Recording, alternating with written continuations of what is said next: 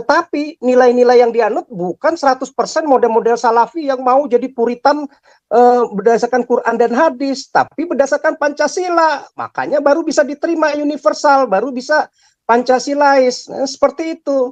Nah, jadi mestinya nggak ada kata lain. MUI ini nggak ada artinya, udah di-delete aja, maksudnya diabaikan, udah nggak usah didengerin, nggak diapain, mati sendiri begitu. Ya NU juga nggak bakal mau dengerin MUI, Muhammadiyah juga nggak mau dengerin MUI. Tinggal Buat perangnya apa aja. didengerin pemerintah? Ya pemerintah bodoh lah kalau mau dengerin begitu, dan negara kita jadi hancur.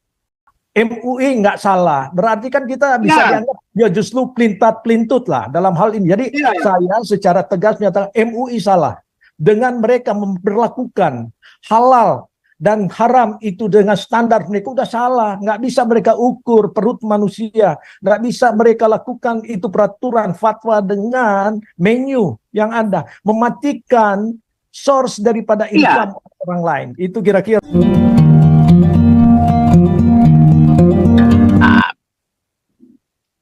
Langsung Permesta Amber. Ya, ini saya selalu itu.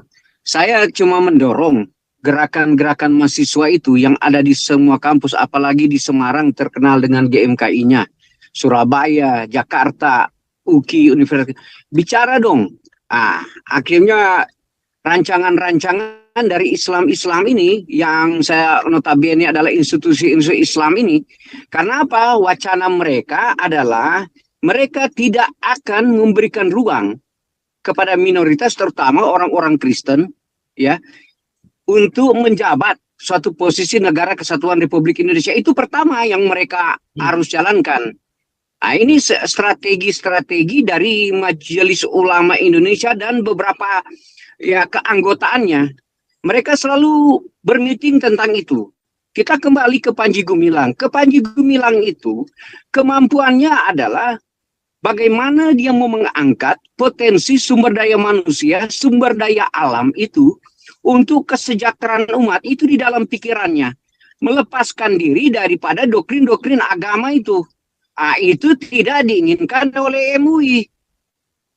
Ini sebenarnya kalau mau masuk karena pemikirannya si Panji Gumilang itu, sumber daya manusia, potensi sumber daya alam itu dipergunakan untuk memenuhi kebutuhan kehidupan manusia gitu, untuk menciptakan kesejahteraan, kemakmuran dengan tidak mau meninggalkan hutang, melainkan ada wacana dia ingin membayar hutang negara Indonesia berhutang di dalam hasil proses alam atau teknologi-teknologi peternakan, pertanian, lain pendidikan, ilmu pengetahuan, lain sebagainya yang dia jalankan. Itulah yang dia buat. Kontradiksi dengan Majelis Ulama Indonesia.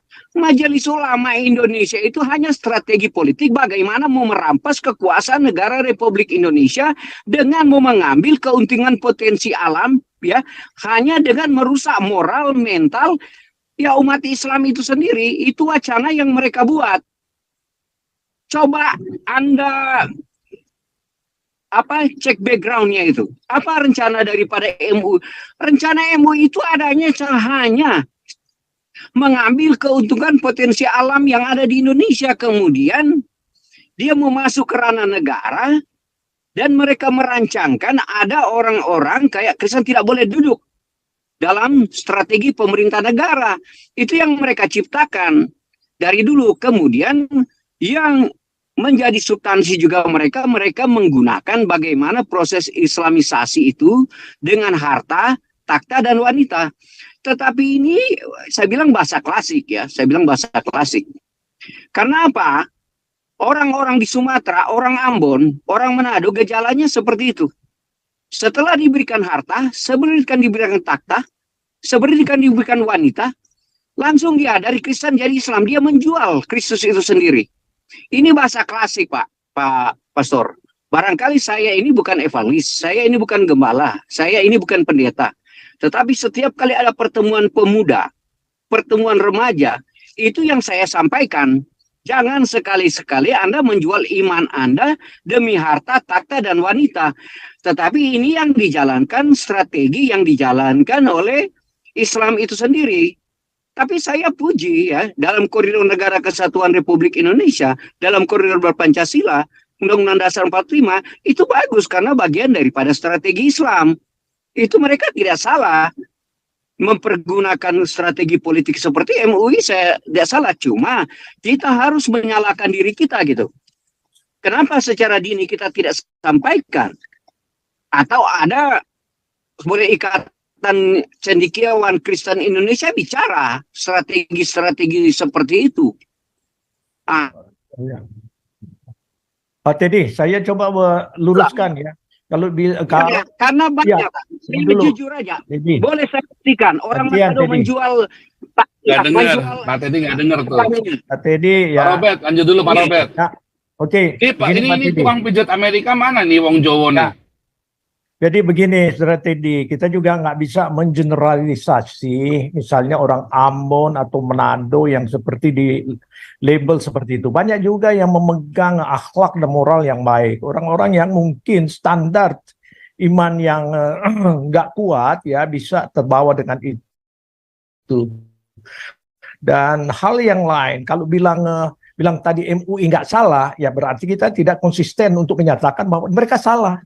Bahwa mereka menentang Pancasila dengan melakukan fatwa-fatwa mereka yang dipusatkan untuk kekuatan mengatur pemerintah. Itu sudah salah besar itu. Mereka anti Pancasila. Jadi kalau bilang MUI nggak salah atau Yusuf Kala nggak salah, itu kita berarti ya kita nggak konsisten dalam cara memberikan statement kita. Jadi ini saja sebagai klarifikasi. Nomor satu, nggak boleh juga kita kapitalisasi atau generalize bahwa orang Ambon, orang Manado atau manapun itu sudah seperti atau wanita-wanitanya itu yang murahan, kira-kira begitu. Jadi kita harus ada distinction kita harus ini. Jadi tadi kan ada kata-katanya seperti kita ingin meluruskan supaya jangan sampai terjadi loh kok kita suaranya seperti ini. Dan yang kedua, dinyatakan bahwa MUI nggak salah, berarti kan kita bisa dianggap ya justru pelintat-pelintut lah dalam hal ini. Jadi saya secara tegas menyatakan MUI salah. Dengan mereka memperlakukan halal dan haram itu dengan standar mereka udah salah. Nggak bisa mereka ukur perut manusia. Nggak bisa mereka lakukan itu peraturan fatwa dengan menu yang ada. Mematikan source daripada income orang lain. Itu kira-kira. Jadi ya. Saya boleh berargumentasi tentang salah tidak. Mereka tidak salah. Kita terbuka aja. Mereka tidak itu keterbukaan dong. Bicara mengislamisasi. Contoh, saya kasih contoh. Kenapa saya bilang saya kadang-kadang angka-angka Anda bisa dustai, tapi kenyataan tidak bisa. Itu kan filosofi saya dari dulu. Angka-angka Anda bisa dustai, tapi kenyataan tidak. Saya bilang di Manado dulu, tahun 70-an 80-an, saya ketemu wanita itu, Pak. Coba sekarang buka di YouTube di mana aja. Itu di Manado itu, 10 wanita saya ketemu di jalan di Pasar 45. Mujur kalau saya mau ketemu satu orang pakai kerudung. Ini saya jujur ya. Saya jujur cerita. Kalau Anda tidak percaya, buka. Saya bilang kenyataan lah. Jangan angka-angka lah. Sekarang terbalik, Pak. Anda ke Manado, 10 wanita yang Anda ketemu di jalan, Pak. 8 pakai kerudung. Ini kecelakaan. Oleh sebab itu saya bilang ini rancangan Majelis Ulama Indonesia dan Islam. Itu benar, nggak salah dong. Karena ini bagian strategi politik, itulah kita punya media yang terbuka. Ini yang saya bilang mereka nggak salah karena apa yang mereka rancangkan itu. Saya bilang tadi planning, organizing, actuating, controlling yang mereka buat luar biasa. Saya angkat topi. Oleh sebab saya bilang tidak, saya jujurnya tidak memusuhi mereka karena strategi mereka kita ini karena pendekannya akademis bukan emosional. Bukan dengan mengatakan mereka membeli tanah apapun mahalnya di Manado, mereka bayar itu. Oke, contoh lagi kedua. Tahun 70-an, Pak. Di daerah Waniarano Tanah, semua daerah situ. Mujur, Pak, kalau mau ketemu dalam radius 500 meter ada masjid. Enggak bakal itu. Cuman ada di depan apa itu? Pasar 45 itu. Sekarang, Pak, saya jujur buka aja. Anda naik aja ke hotel, udah dengar Pak Teddy balik ke Manado terakhir tahun berapa Pak Teddy? Terakhir di Manado tahun berapa? 83, 84, 85 tahun 2000. Saya terakhir di Manado tahun 2017. Ya, 2017 bulan Desember itu terakhir saya di Manado. Saya masih ingat betul. Iya.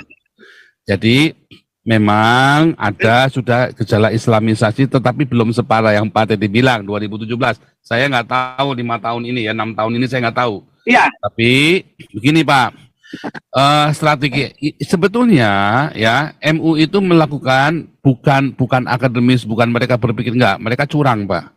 Mereka curang dengan dengan memanipulasi pemerintahan, dan disitulah terjadi ketidakfairan. Nah, disitulah rusaknya negara oleh MUI. Memang orang-orang Manado ini juga ada salahnya. Kenapa dia biarkan? Kenapa gereja ini membiarkan MUI merajalela di sana? Karena pemerintahnya juga bangsat juga nih Pak. Pemerintah kota, pemerintah provinsinya juga bangsat juga nih. Semua pada jual diri, semua jadi lonte semua nih. Gubernurnya, wali kotanya jadi lonte semua juga masalahnya. Pak Pol, saya bilang ya, kami kalau diskusi dulu, kita tahu itu antara kita bicara, ini strategi mereka. Pertama saya ulangi lagi, mereka menggunakan istilah Badan Kerjasama BKKBN, oke? Difokus. Kemudian transmigrasi, itu fenomena. Kemudian Pak, mereka berdiri yang terjadi di Tomohon, yang kita sudah bahas selama itu, mereka bikin pengeboran. Karena Tomohon itu tidak mampu dimasuki oleh Islam, mereka bikin pengeboran di daerah Lahendong dan daerah perbatasan Sarongsong itu Pak, sehingga ya itunya nggak masalah Pak. Yang menjadi masalah kemudian pemerintahnya ditekan, Tomohon dimiskinkan, semua daerah kantong Kristen dimiskinkan. Kalau kamu mau saya makmurkan, kamu jadi Islam dulu, nanti saya bangun, nanti saya bikin pengeboran, nanti saya bikin ini, bikin itu. Nah disitulah masalahnya, kebiadabannya Pak. Karena kemudian pemerintah di Manado, di Sulawesi Utara, di Minahasa, di Ambon, di Papuanya compong. Contohnya gubernur yang jadi mualaf itu siapa itu kemarin, bangsat itu kan? Iya. Nah, itu juga termasuk. Kenapa kamu jual diri? Nah, itulah masalahnya. Tetapi di samping itu, MUI-nya memanipulasi polisi itu. Kenapa? Karena Jokowinya aja takut sama MUI. Itulah masalahnya. Pak Pol, ya itu saya membenarkan dulu dah. Teddy satu-satu. Saya membenarkan pandangan dari Pak Pol itu benar. Kelemahan kita di sini adalah pemerintah Sulawesi Utara berkompromi sama dengan pemerintahan pusat. Coba bayangkan, orang-orang yang masuk di sana tanpa di screening untuk membuat. Jadi kesalahan siapa? Kesalahan daripada pejabat-pejabat yang berkompromi. Ya coba kita buat teliti. Kenapa mereka berkompromi? Karena mencari kekuatan dan oligarki. Salah satu gubernur terkaya di Indonesia adalah Oli Dodo Kambe. Dan kalau kita di sini berani menyuarakan tanpa takut, karena saya terakhir berada di Manado 2019. Jadi ya baru berapa tahun ya? 4 tahun. Jadi saya tahu persis bagaimana perkembangan juga di sana. Jadi kita tidak boleh melabel sesuatu yang kira-kira ya membentuk opini tapi tidak lagi tepat. Jadi kalau saya pikir memang ini pemerintah kita ikut andil di dalam pembiaran, bukan hanya dari pemerintah pusat. Tapi kalau bilang MUI tidak salah, dan strategi mereka itulah strategi mereka yang salah berdasarkan Pancasila. Nggak boleh. Biadab, ya, jadi bertentangan dengan Pancasila, dan mereka dan pemerintahnya takut, Jokowinya takut. Ya, ada Gus Dur berani malah dibubarin si Gus Durnya. Nah kan repot kan? Jadi kita praktikal lah. Ini enggak perlu analisis akademis, Teddy. Ini rakyat biasa bisa melihat bagaimana kebobrokan negara kita. Jadi ya kita berjuangkan di sini untuk bubarkan MUI itu. Saya bilang aja Pak Paul. Saya bilang aja cuma Bapak. Lanjut Pak Paul, lanjut. Jago berargumentasi bicara Alkitab dan Pancasila. Kalau Anda posisi begini, boleh Anda bicara secara pribadi. Saya lagi mengatakan bahwa apa strategi dari MUI dibenarkan dong. Itu kemampuan manajemennya BK luar biasa yang kita sudah tahu, kita sudah ya, secara akademis rancangan rencana mereka. Dan apa yang mereka lakukan sukses kok, itu benar dong. Persoalan kita mau dia melawan Pancasila itu urusan lain. Itu kan strategi politik. Oleh sebab itu jalan nalarnya. Gak boleh balikan seperti itu. Apa yang mereka programkan, saya orang akademis. Maksudnya saya bisa betul menurut mereka, Ya. betul menurut MUI, dan itu yang sedang kita lawan sekarang. Ini mesti jelas juga nih. Jadi bukan berarti kita setuju dengan mereka, tetapi mereka betul dengan kelicikannya mereka, dan kita melawan itu. Nah sekarang bagaimana melawan itu? Sekarang yang kita pikirkan kan bukan bagaimana seharusnya. Ingat, di sini bukan bagaimana seharusnya. Jadi, Kita mau Teddy, apa? saya Sekarang kita tambahin sudah Pak tahu Paul. musuh kita. Ya Pak SK. Iya. Jadi gini, Ya. Muslim itu sudah didoktrin melalui Quran dan hadis, ya seluruh Muslim nih, ya seluruh Muslim di seluruh dunia sudah didoktrin dari kecil lewat Quran dan hadis, dan para ustadz ulamanya selalu akan mengajarkan bahwa agama yang paling sempurna, agama yang paling benar Islam. Is oke, wajar saja buat mereka, benar. Ya, mimpi mereka, fantasi mereka, seluruh planet ini mesti diislamkan. Ya, wajar saja, boleh-boleh saja, sah-sah saja, nggak ada problem. Itu semua, ya, itu fakta di Muslim. Ya, akan selalu didoktrin seperti itu. Nah, namun yang jadi problem adalah saat ini di Indonesia mulai banyak ya kaum Salafi ini, ya. Kalau dulu kan mungkin Wahabi, sekarang kan malu lah kalau dibilang Wahabi, mungkin jadi Salafi, karena Wahabi itu kan boleh dibilang berontak terhadap Khilafah Utsman, ya, Turki begitu, karena dia merasa orang Arab mana maulah di bawah Turki, mestinya Khilafah yang mimpin rasnya Arab begitu, ya. Jadi Abdul Wahab bantu, ya, King Saudnya. Nah, sehingga terjadi pemberontakan, ya, keluar dari Khilafah Utsman. Nah, mereka bermimpi hanya bisa Islam itu berjaya, Islam itu seluruh planet itu bisa diislamkan hanya melalui satu sistem yang namanya khilafah. Begitu. Tanpa khilafah nggak mungkin bisa mengislamkan seluruh dunia. Ya. Kenapa? Karena dengan khilafah itu terbukti di zaman Muhammad, di zaman pengikut-pengikutnya, ya, itu bisa memaksa orang lewat sistem khilafah itu. Kalau kamu nggak masuk Islam, mesti bayar jizya yang tinggi. Nggak bayar jizya, ya bisa saya budakin, bisa dipenggal, bisa dipersekusi, dibunuh, begitu. Nah, tapi kan jadi bodohnya buat para khilafah pengusung ini, itu kalau zaman dulu nggak ada berita, mungkin mau masuk memerangi satu suku sebulan 2 bulan juga nggak ada yang tahu, ya, udah dibasmi, mungkin suku itu nggak bisa kemana-mana, nggak ada yang bisa menyelamatkan diri, dijadikan budak, beritanya itu tidak menyebar, ya. Tapi kalau di zaman modern ini, Indonesia misalnya mau dijadikan khilafah baru begitu, ya, atau Turki lah katakan kembali ke Ottoman, atau katakan Arab Saudi yang jadi khilafah, ya, semua negara Muslim itu mesti tunduk berkiblat kepada satu khilafah itu, khalifah itu begitu. Nah, kepada satu khalifah itu dia mau nyerang misalnya ke Singapura, dia mau nyerang ke Korea supaya diislamisasi begitu, ya, dijajah lagi artinya. Yang ada Amerika, Eropa, ya dibom lah, hancur, ya, nggak mungkin lagi. Jadi mimpi khilafah itu adalah mimpi yang orang-orang bodoh, yang IQ jongkok, masih mau melakukan seperti itu. Ya dengan cara apa? Ya pemaksaan. Ya, kalau enggak gue bisa penggal, kalau enggak gue bisa persekusi, kalau enggak mesti bayar pajak tinggi. Nah, MUI ini banyak, boleh dibilang kan kata siapa itu 80% ini penganut Salafi. Ya, kalau Wahabi kan dia malu lah, ya.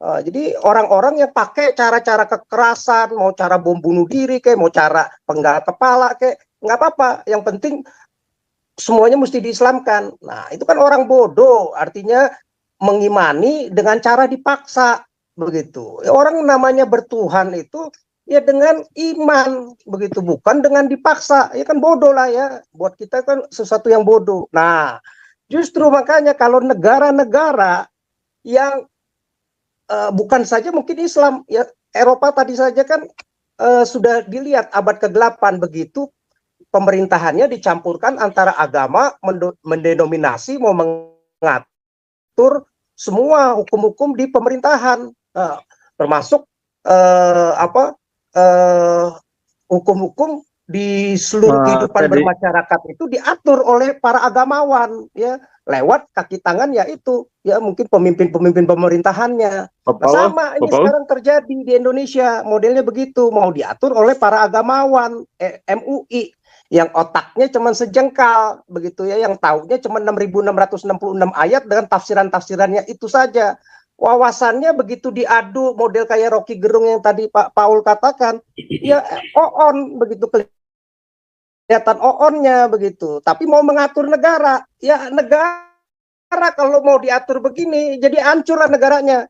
Nah, yang nggak punya wawasan, Jokowi ini kurang wawasannya ya. Jadi wawasannya dia tahu cuma pokoknya gimana infrastruktur lah segala macam, tapi dia nggak ngerti bahayanya nih kalau diatur-atur MUI, diatur-atur Mahfud MD, diatur-atur oleh siapa namanya Maruf Amin, ya hancurlah negara kalau model begini.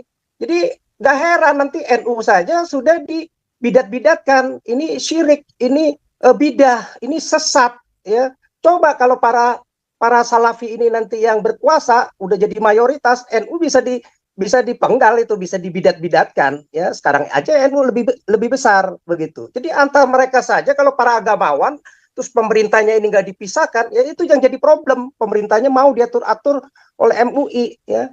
Jadi MUI ini adalah kumpulan ulama-ulama yang boleh dibilang ya IQ-nya hanya tahu cuman agama, nggak ngerti ke pemerintahan. Nah, kalau pemerintah yang masih mau dicampur begini, ya hancurlah negara begitu ya. Jadi Jokowi itu justru mestinya jangan berkiblat ke Mahfud MD sama si Maruf Amin. Dia mesti cari orang-orang cerdas seperti Koni, seperti siapa, Sri Mulyani mungkin buat ekonom ya, buat politik siapa katakan.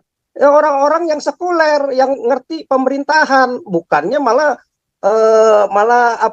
minta advice-nya model-model orang-orang agamawan begini. Mahfud MD saja sebagai ahli tata negara begitu udah dicampurkan otaknya dengan ini ya jadi kadrun ya, jadi perlakuannya nggak rasional. Jadi Panji Gumilang itu muslim, dilahirkan muslim dan semua sivitas Al Zaitun semua muslim, tetapi nilai-nilai yang dianut bukan 100% model-model salafi yang mau jadi puritan berdasarkan Quran dan hadis, tapi berdasarkan Pancasila. Makanya baru bisa diterima universal, baru bisa Pancasilais, seperti itu. Nah, jadi mestinya nggak ada kata lain, MUI ini nggak ada artinya, udah di-delete aja, maksudnya diabaikan, udah nggak usah didengerin, nggak diapain, mati sendiri begitu. Ya NU juga nggak bakal mau dengerin MUI, Muhammadiyah juga nggak mau dengerin MUI. Buat apa dengerin pemerintah? Ya pemerintah bodoh lah kalau mau dengerin begitu, dan negara kita jadi hancur, kocar-kacir. Bahkan yang ada kita malah nanti lebih baik merdeka aja sendiri, ngapain dipimpin model-model sama MUI.